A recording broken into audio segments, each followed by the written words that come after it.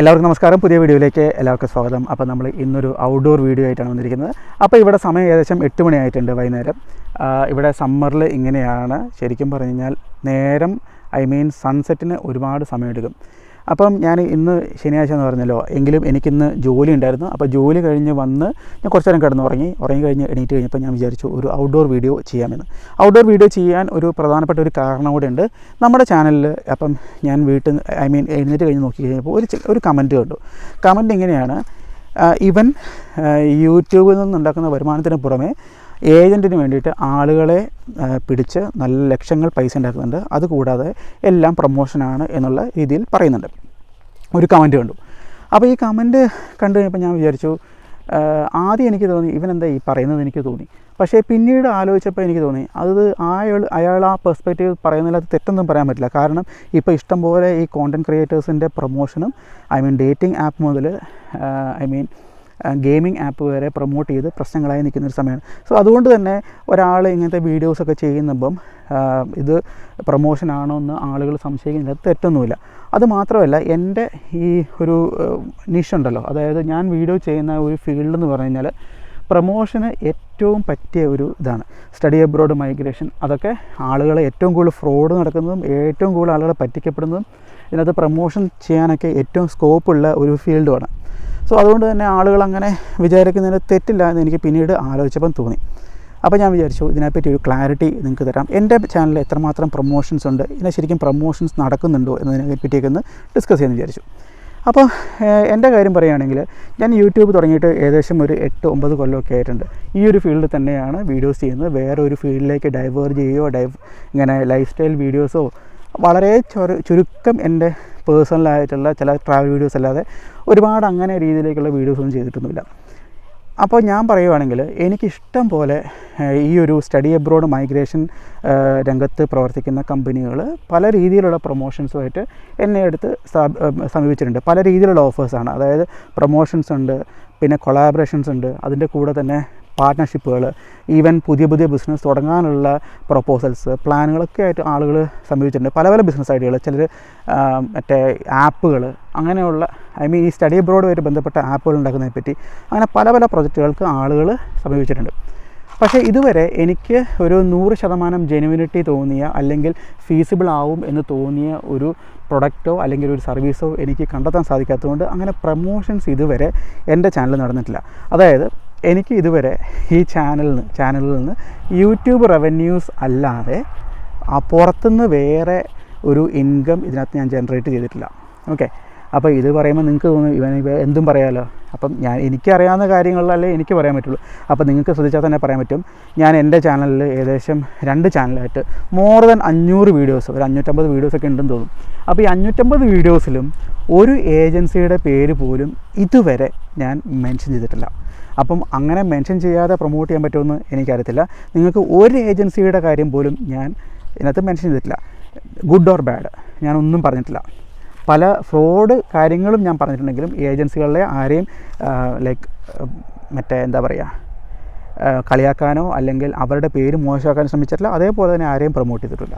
So അതുകൊണ്ട് തന്നെ എനിക്ക് ഉറപ്പിച്ച് പറയാൻ പറ്റുന്ന കാര്യം, എൻ്റെ ചാനലിൽ ഇതുവരെ ഒരു പ്രൊമോഷൻസ് നടന്നിട്ടില്ല. അപ്പം നിങ്ങൾ ചോദിക്കും ഏത് കാലം ഇങ്ങനെ തന്നെ ആയിരിക്കുമെന്ന്. എനിക്ക് പറയാൻ പറ്റില്ല. കാരണം ഇനി ജെന്യുവനായിട്ടുള്ള ഒരു പ്രൊഡക്റ്റ് എൻ്റെ അടുത്ത് വരികയാണെന്ന് വിചാരിച്ചു.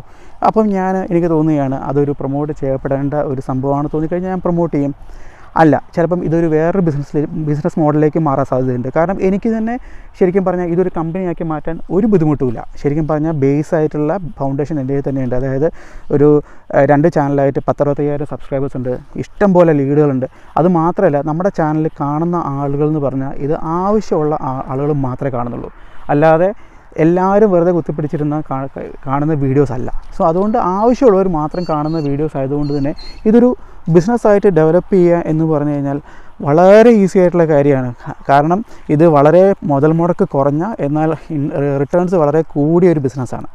പക്ഷേ ഇപ്പോഴത്തെ ഒരു സാഹചര്യത്തിൽ എനിക്ക് വേറെ ഫീൽഡിൽ ബിസിനസ്സുകളും അതേപോലെ തന്നെ ജോലിയും, മാന്യമായൊരു ജോലിയും, വേറെ പല തിരക്കുകളുള്ളതുകൊണ്ട് എനിക്ക് ആക്ച്വലി അങ്ങനെ ഒരു ബിസിനസ്സിലേക്ക് ആലോചിക്കാനുള്ള ഒരു സമയം കിട്ടുന്നില്ല എന്നുള്ളതാണ് ഏറ്റവും വലിയ, ഈ ഒരു ഫീൽഡിൽ ബിസിനസ് തുടങ്ങാൻ പറ്റുന്നില്ല എന്നുള്ളതാണ് യഥാർത്ഥത്തിലുള്ള ഒരു കാരണം.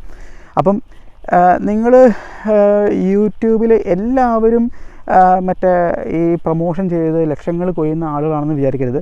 മേ ബി എനിക്ക് ആക്ച്വലി യൂട്യൂബിൽ നിന്ന് റീസണബിൾ ആയിട്ടുള്ള ഞാൻ എടുക്കുന്ന ഹാർഡ് വർക്കിനോ അല്ലെങ്കിൽ ഹാർഡ് വർക്ക് എന്ന് പറയാൻ പറ്റില്ല, സ്മാർട്ട് വർക്കിന് പറ്റുന്ന ഒരു രീതിയിലുള്ള ഇൻകം എനിക്കും കിട്ടുന്നുണ്ട്. മേ ബി എനിക്ക് തോന്നുന്നു ചിലപ്പം 1,00,000 പേര് സാധാരണ കേരളത്തിൽ എൻ്റർടൈൻമെൻറ്റ് വീഡിയോ ചെയ്യുന്ന ആളുകളെക്കാളും ചിലപ്പം ഇൻകം എനിക്കുണ്ടാവും. കാരണം നമ്മുടെ ഫീൽഡിൻ്റെ ഒരു പ്രത്യേകതയാണ്, നിഷ് ഫീൽഡാണ്.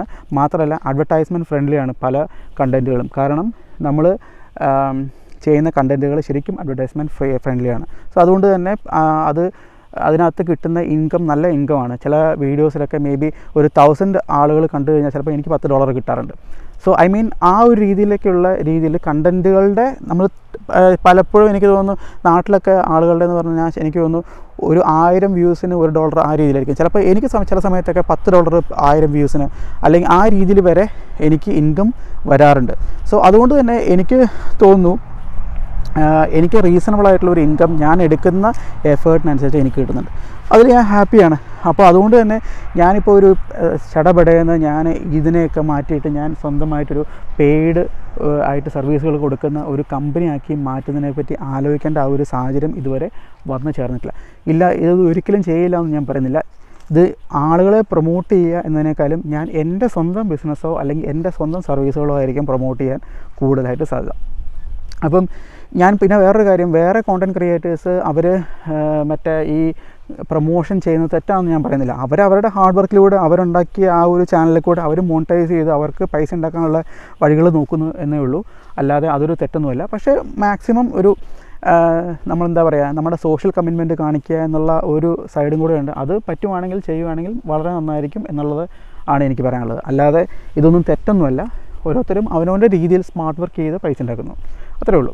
അത് ഇൻകം ചിലർ ഈ വേറൊരു കാര്യം, ഇത് എല്ലാത്തിനും ക്രിട്ടിസൈസ് ചെയ്യുന്ന ഒരുപാട് പേര് മനസ്സിലാക്കേണ്ട ഒരു കാര്യം, ഇത് നിങ്ങൾക്കും ചെയ്യാവുന്നേ ഉള്ളൂ. ഇതൊരു ഫോണും, ഇത് ജസ്റ്റ് ഒരു മൊബൈൽ ഫോണിലാണ് ഈ ഒരു വീഡിയോ എടുക്കുന്നത്. ഒരു മൊബൈൽ ഫോണും സംസാരിക്കാനുള്ള കഴിവോ അല്ലെങ്കിൽ സംസാരിക്കാൻ കഴിവ് വേണമെന്നില്ല. ഞാനങ്ങനെ സംസാരിക്കാൻ കഴിവുള്ള വ്യക്തിയൊന്നുമില്ല. പക്ഷേ സംസാരിക്കാനുള്ള ഒരു ആറ്റിറ്റ്യൂഡോ അല്ലെങ്കിൽ അറ്റ്ലീസ്റ്റ് കമ്മ്യൂണിക്കേറ്റ് ചെയ്യാൻ, ലേൺ ചെയ്യാൻ താല്പര്യമുള്ള ആളുകൾക്ക് വരെ ചെയ്യാൻ പറ്റുന്ന ഒരു സംഭവം തന്നെയാണ് യൂട്യൂബ്. സോ അതുകൊണ്ട് തന്നെ ഇതൊരു തെറ്റായ കാര്യമൊന്നുമില്ല.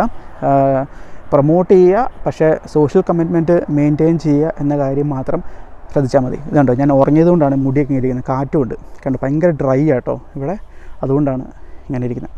സോ ഇതാണ് എൻ്റെ ചാനലിലെ പ്രൊമോഷൻ്റെ കാര്യം.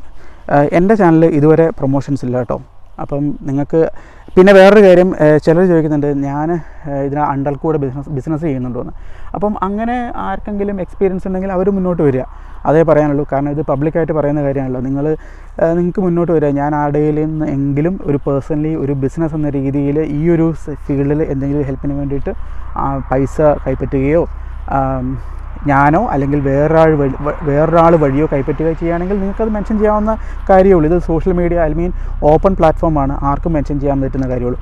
അപ്പം അങ്ങനെ വരാം.